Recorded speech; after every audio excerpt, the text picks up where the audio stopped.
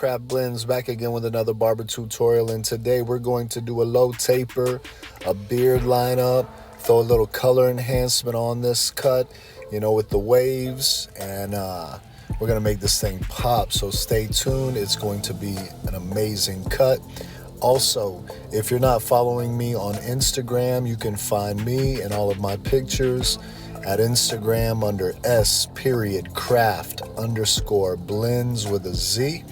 Make sure you go follow your boy to see some amazing content. Right now, we're going to start off cutting these waves down with a 1.5 blade using my Oster Octanes. And we're just going to come in here and knock it all down all the way around the head using the same blade size. Obviously, as you can see, he's got some good waves up top, some good ones in the back. On the side, they're not too great, but we're going to be tapering some of that area anyways. But ultimately, at the end of the day, the cut is going to look fire. So once again, stay tuned to see that. So now what I'm doing with my zero guard on my wall seniors is just going around the edges, knocking that hair down so that we can get a nice sharp lineup on the edge. I found if it's real bushy, it's hard to get a real clean edge. So I like to go around and knock that down.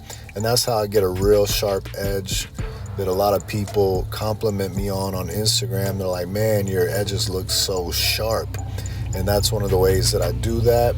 Also, color enhancement helps, obviously. So before I do the taper, I just want to go ahead and do one of his vertical bars and then hit the C-cup area. I like to, get this picture in a frame, right? So before we start tapering, it kind of helps me see where I want the taper to be at on that C-cup area. Now I'm making my first initial guideline. I had to tell him to take the mask off, man. It's just too hard to taper right there. I had my mask on. He should be fine. And he keeps it in his lap in case, somebody comes in, like an inspector or something. Anyway, so now we're going in with our zero guard after, kind of tapering the bottom there with an open blade. And now we're coming in with that zero open, just tapping into some of that bulk. And now we're flipping it over and just going down with that zero closed, just to, there again, knocks down some of that bulk. And I really feel like it's a good way to fade. Now I have the zero closed and I'm going up against the grain. Back to my just open blade, no guard, just to tap at that line to tie those two together. It's pretty simple to do a taper. It's a real small area, so there's not a whole lot to work with, but we still want to take our time to detail and get it looking right. And because I'm going to do the beard, we want to go ahead and fade that area in as well. And we do the same exact steps, just in reverse on the beard that we did on the taper. Now, once the taper is done, whenever you put the edge on first, and then you do the taper, you'll want to come back in and hit that line up again, just because you want that line to be sharp. And usually if you make a sharp line and then you knock the hair down or you blend it, then it's not going to look as sharp. So we want to hit it again. So now, once again, I just felt like the bulk wasn't all the way down, so I hit it again with that zero guard just to clean that area up. And as you can see, we just threw a little line on there, now cleaning up over the ears. And we want to keep going over that to get the line as sharp as possible. And I'll come in the back and do the taper on the back there. And then I'll hit that line up again, just like I did that C-cup area, just to make sure that it's sharp. I usually like to go with the grain whenever I'm doing a back taper on waves, simply because it helps me to knock down a lot of that bulk. And then we'll set our guideline in a little bit and we'll start fading up. But this right here really helps to just lay the hairs down. The teeth on the guard actually helps comb the hair in the right direction as well. So now that we did that, cleared that area out, kind of made it smooth, we're going to set our first initial guideline in the back. Just clean that up. I usually don't use a shaver on the back neck right there,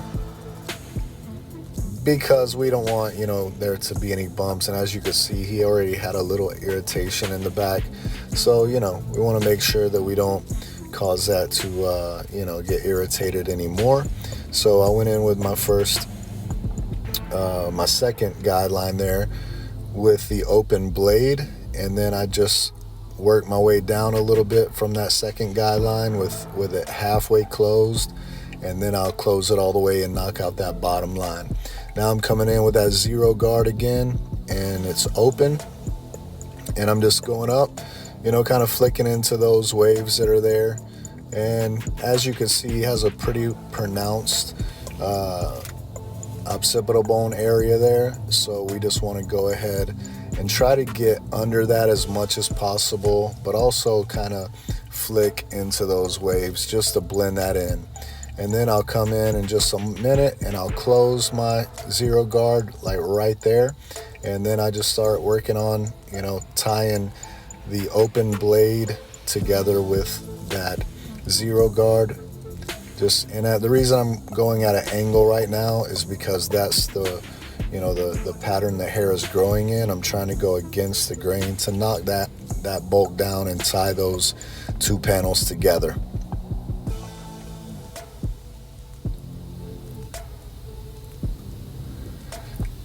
And obviously, sometimes it takes a little bit, so you just got to keep working at it.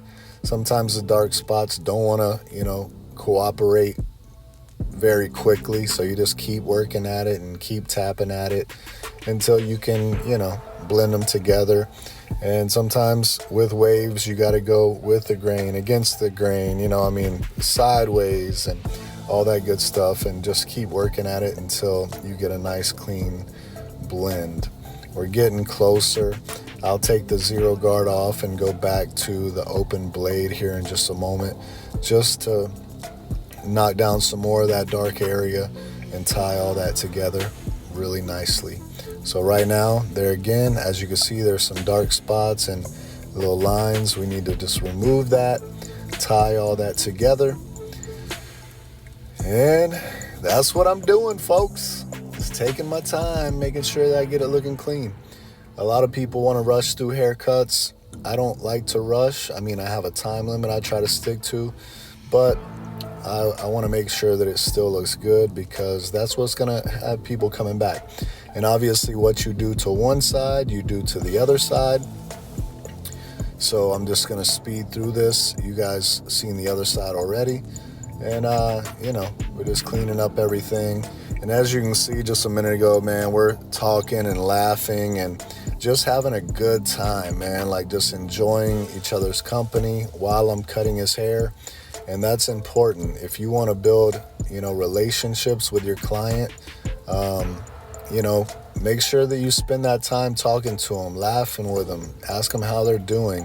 One thing that I've found over the years of cutting hair is that, people want a good haircut, but a lot of times people stick with you and they come back simply because they have a relationship with you. I believe one of the reasons that people pay as much as they do to sit in my chair is not just because they get a good quality haircut. I believe that's part of it, but man, we have a good time. We laugh, we enjoy each other's company, and we build a relationship.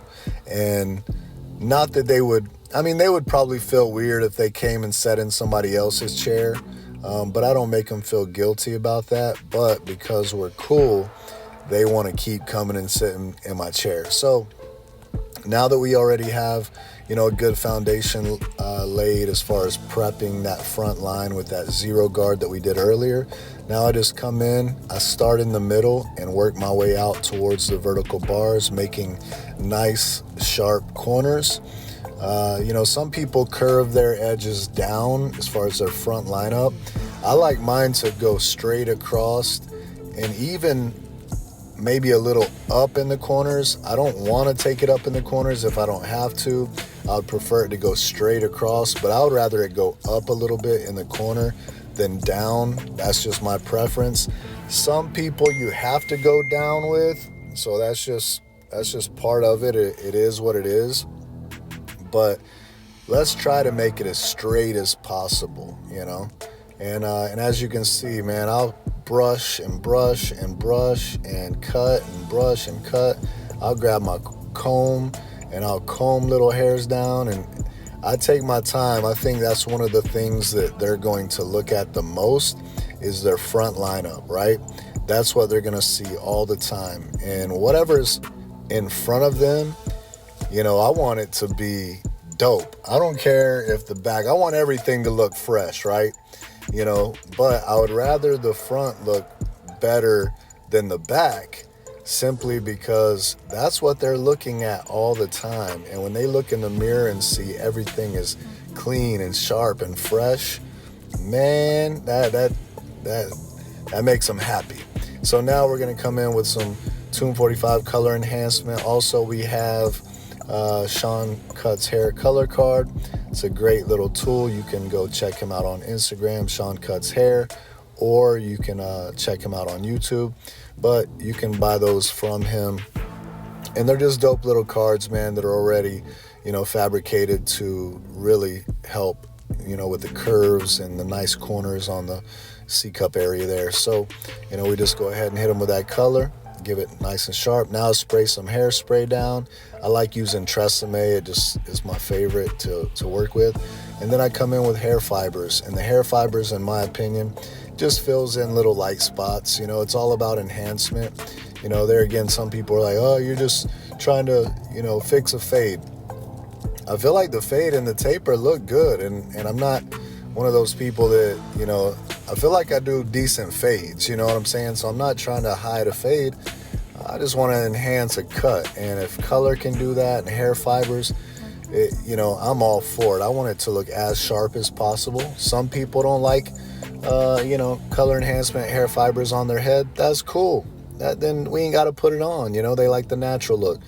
But I have a whole lot of clientele, man, that they like that nice, dark, sharp look. And that's what we're giving him today. And, man, he loves it. So as you can see, whenever you apply that color as a foundation and then you put that hair fibers on top of it, it doesn't just look like color. It actually looks like hair, and it just looks sharp. So once you know, spray the hairspray, lay the fibers down, spray some more hairspray just to kind of get that sandwich effect, and then you come back in and you just line it all up, make it look nice and sharp. Now we're doing a number 2 on his beard, and so I'm just gonna move quickly through this. I usually don't show beard cuts, but people have been asking for it, so that's what I'm doing. As you can see on the mustache, I use the 0 closed, and I go with the grain on that. I don't like to go against the grain. I feel like it keeps it darker and fuller, but also short when you go with the grain. So we hit up the back line on his beard, and, you know, we're just hitting that top line. And as you can see, it's a little patchy, you know, but whenever you keep the line, you know, as sharp as possible and keep it high, it does make the beard look fuller when you do that. Plus, when you add a little color enhancement, it does, you know, make it look fuller. And, you know, that's one of the reasons I love color enhancement. You can fill in light spots, man, where there may be some difficulty or maybe some patching, and that's on the head, that's in beards, whatever. I'm totally cool with it. I love it, man, and my customers love it as well. So we cleaned up that mustache on the lip area there and over. And most everybody, I'm sure, knows how to do that. Obviously, you want to have a nice, gentle touch. Now on the inside of his beard area, he wanted to keep it natural, not straight across, but clean it up. So I'm trying to keep that as natural as possible, you know, and just kind of knock those loose hairs that are, you know, in that area that I was just in. Just try to knock them down and make it look as clean as possible, but natural. Now I'm going to go ahead and use the magic pencil, and I'm just tracing his outline here on his beard up into his C-cup area and across the front, and then I'll do the back of the beard. And this is one of the things that I love to do when I have time, or if I'm going to take pictures or something like that, because this right here, man, I'm telling you what, if you want to get some likes on Instagram, do this. Now I know that some people hate this as well, because man, all you gotta do is wash their hair and prep their skin properly and all that, and you could get a real nice ash line without using fake stuff. People have a problem with everything. I don't get it, but to each his own. I like it. And so once you put the pencil down, then you just go right back over the edge again, but you're not pushing up towards the hair now. You're actually pulling out. So you just hit it right on the line and you pull out just to kind of smear it a little bit, and then you'll come back with a razor. But there again, some people hate this, but the reality is, in our shop, we don't shampoo and wash people's hair. I like when my customers come in like that, but we just don't do it in our shop. We do have a shampoo bowl or whatever, but it's just not a service we really offer unless someone comes in really nasty and we have to. But my customer is, he's nice and clean and fresh, and anyways, but as you chill a little bit, the oils in your skin start to come out a little bit. It's harder to get that ash line unless you use something like this or hairspray or whatever. Instead of spraying hairspray all over his face, I'd rather use a pencil. And once you hit it with that razor, it gives you that nice ash line. And usually this is why people see my stuff and they're like, your stuff's photoshopped. I think they're talking about the white line, I'm assuming. I don't know. But there again, some people like it, some people don't. But now I come in and I just float my trimmers or like a fade blade clipper over all these little loose hairs. And as you get more comfortable with it, you can move really quick. Just be very careful not to dig into someone's waves and cut them off. And so what I do is I like to kind of use more of the heel of the blade. That's where I put the pressure at, and I float the front of the blade over those loose hairs just to make sure I don't cut into those waves. But anyways, here's the finished product, guys. Feel like it's looking pretty crispy. Tell me what you think. And remember, make sure you like, subscribe, leave a comment, and hit that notification bell so you know when I'm dropping another video. Guys, God bless you. I will see you tomorrow. Peace.